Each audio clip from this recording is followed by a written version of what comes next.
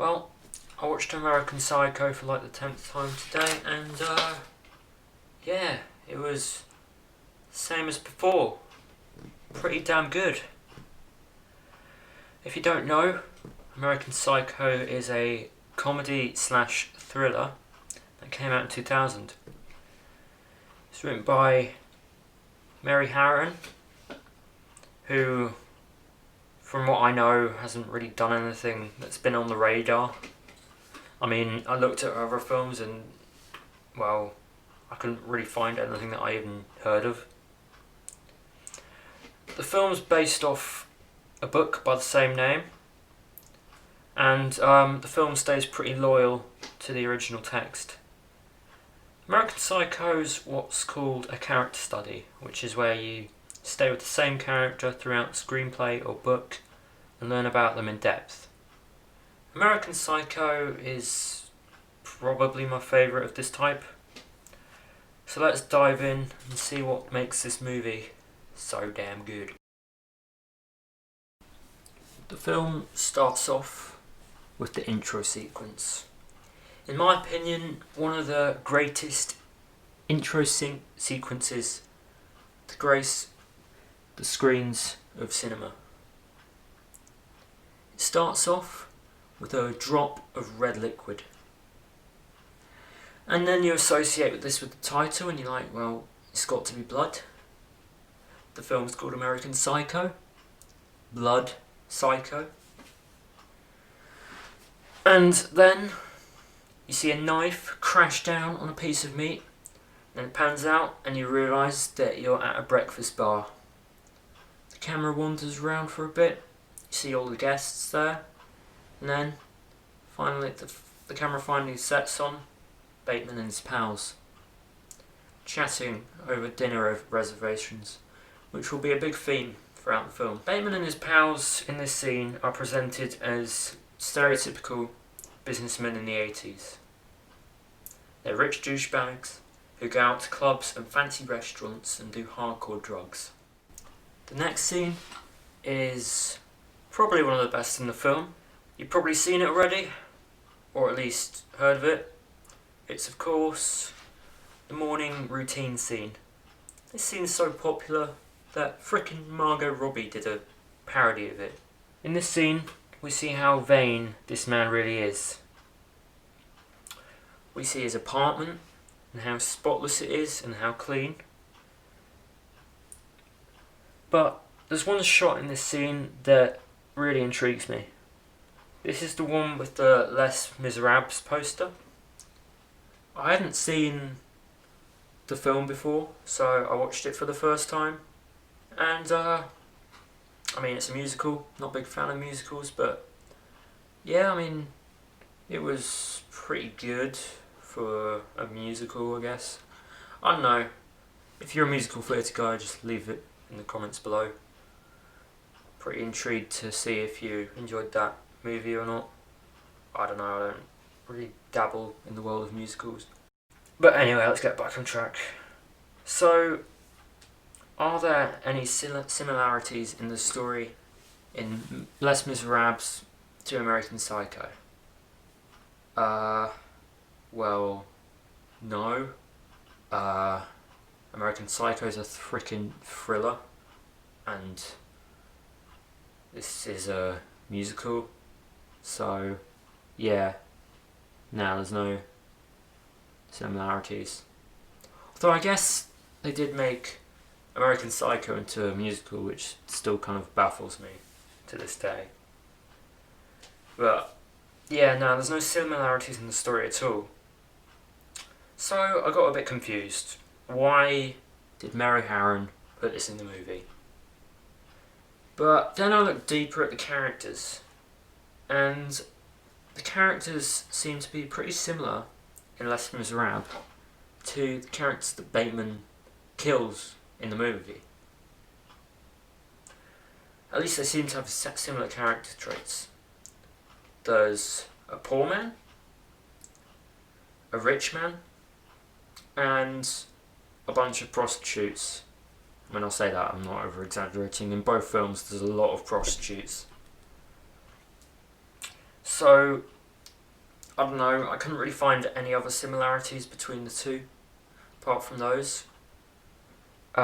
Leave it down in the comments below if you know any. I don't know. It seems like a bit of a stretch to me why they put this in the movie, just because of the characters. But anyway, probably the most famous shot in this scene, by far, is the face mask shot. This has been used in a lot of media. You see it quite a few times. And to be honest, it's pretty simple. The metaphors here are pretty obvious.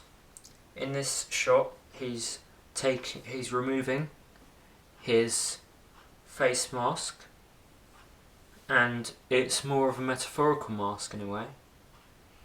He's kind of removing that barrier between him and the insanity that's about to ensue.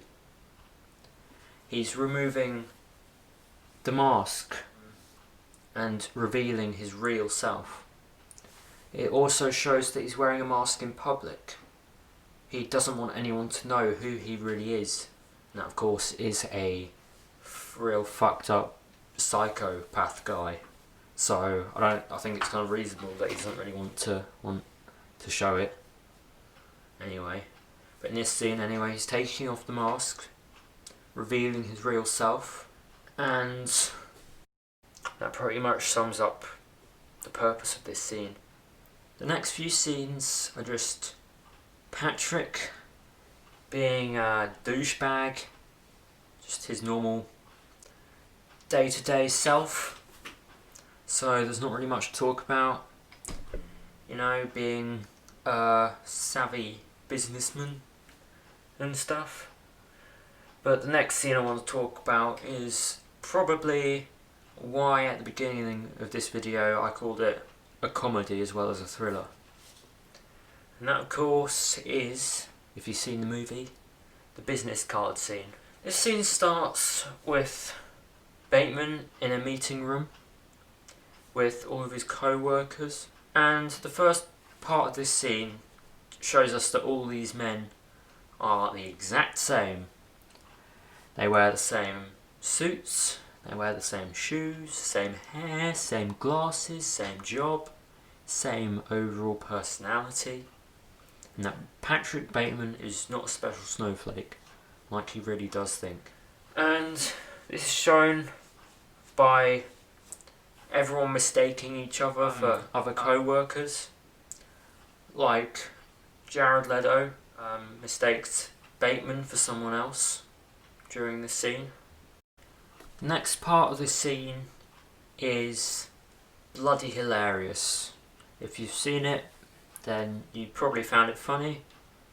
If you didn't find it funny, then you're a robot. This scene shows Bateman and his co-workers comparing business cards. When he finds out that Jared Leto's card is nicer than his own, he goes off and kills a homeless man. The fact that this is his first kill makes so much sense, because he's so obsessed with his own personal status that if someone's better than him, he will go off in a sissy fit and kill someone.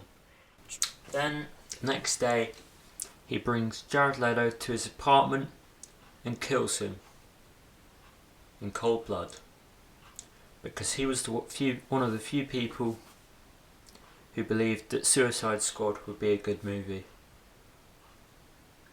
And to be honest, Jared Leto deserved it. That movie fucking sucked. But yeah, this is probably the most famous scene in this movie. I honestly don't know why. There's not really much to say about it. It's just bloody sick. I mean, A Clockwork Orange did the whole music that's happy while psychopath killing stuff is going on in the foreground, but you know, still doesn't take away from the brilliance of this scene. but there's not really much to say about it, so I'm just gonna skip forward a bit. Then Bateman gets confronted by a detective looking for Jared Leto about his disappearance and stuff, and Bateman makes up a lie about him going to Paris and stuff. There's not really that much to say about this scene apart from, hey, it's Willem Dafoe. So that's cool. Both my favourite actors in the same film, how about that? Then Bateman pays for some prostitutes and talks about his favourite music and films them banging and looks at himself in the mirror while he's doing it, being the vain piece of shit that he is, you know, just as you do. Then we catch Bateman and his pals talking about how women have no personalities. So, yeah, at least we know Bateman ain't a fucking simp. You know, be pretty bad to have that on top of deranged psychopath. So that's always nice to know. Okay, so now I want to talk about the ending. So, there are some scenes in between, but it's just Bateman killing people, which, you know, he's been doing for the whole movie. So, not really too much to talk about here. So, near to the end of the film, Bateman's just having his little night stroll when suddenly a vending machine, cash machine, tells him to feed it a cat. So, like any sane person does, he obeys and attempts to feed it a cat. When a woman tries to stop him, he shoots her in the fucking face, because, like, that's what you do. And the police roll up, he runs away for quite a while. Then when the police have him cornered, he shoots at a car and it explodes, killing all the cops in the process, which is foreshadowing for the end. So I'll get onto that at the end of the video. But yeah, that sums up that little scene there. Then he runs away and up to his office building, and he does a monologue, which I was actually going to do for my GCSE drama, but I'm not allowed to do anything that's not theatre, so that kind of sucks. But the monologue's absolutely amazing. Check it out if you haven't. If you've already seen the film, maybe rewatch that monologue. It probably shows off Christian Bale's acting at its best. Other people that we haven't even seen that he's killed and that he's eaten their brains.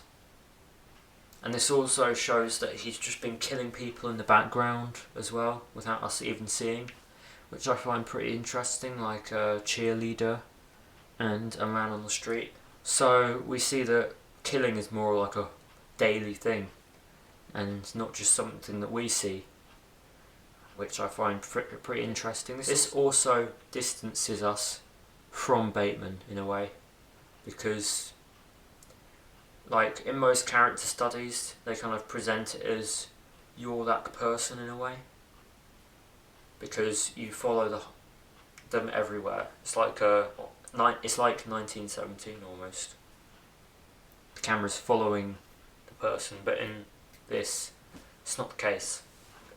Bateman is his own person, his own guy, and he's doing all this on his own without us even seeing, which I definitely find pretty interesting that they chose to do it that way, because most of the time in films they show everything on screen, and it's nice to have some kind of off-screen storytelling in a way, where it's just dialogue. Okay, so the final scene in the entire film. This is by far the most interesting scene in the film, and I don't know how I really feel about it. Do I like it? Do I not like it? Am I a bit in between on it? This scene heavily implies that none of it really happened. At least that's what I thought on my first viewing. But after watching the film like 100 times, I watched an interview with the director, and she said that it's not what she intended and it all happened. This obviously confused me because it did heavily imply that none of it happened. So, shit. Jeez. So I got a bit confused there. Oh shit, I just burped. What the fuck? Am I gonna leave that in? Fuck it. YOLO, whatever. Let's just leave that in. Don't really care. Anyway, back on track. This ending is very confusing to me. But I think I've figured it out, at least to some extent. Bateman does do everything in the film. He is a psychopath. He kills people. He's a really fucked up guy. He fucking sucks. But in the film, we see Bateman's perspective of it. And since he's gradually going insane, we see an over-exaggerated version of what really happens. What we see is him hitting a 360 chainsaw no-scope at the top of the winding staircase and hitting a prostitute with a chainsaw. We see him blow up a car with one shot, and then there's of course the cash machine talking to him. So it does happen to some extent, but not to the extent that we see in the actual film. Anyway, that's my thoughts on it. If you know everything about this scene, then just comment down below about what actually happened. I'm just a guy on the internet, so yeah, there's that. But yeah, that's just my interpretation of this scene. I've seen this film 10 times, by the way, so there's that as well. Okay, so thoughts on the film. Well, it's probably one of my favourite films of all time, so there is that as a factor. And great editing, great use of music, especially in the intro. Great snazzy kills. I love the glorified psychopath nature of Patrick Bateman. A few metaphors mixed in there as well, which is always nice to see. It was also pretty funny, which is pretty surprising and nice to see in the thriller genre. One downside though, I would say, is confusing ending. Took me I had to watch it 10 times to understand the ending, and I don't think I even properly understand it now. So anyway, that's my thoughts on American Psycho and my overall analysis and overview of the film. I think it's a great movie. If you haven't seen it, you should go and check it out. And yeah, peace out.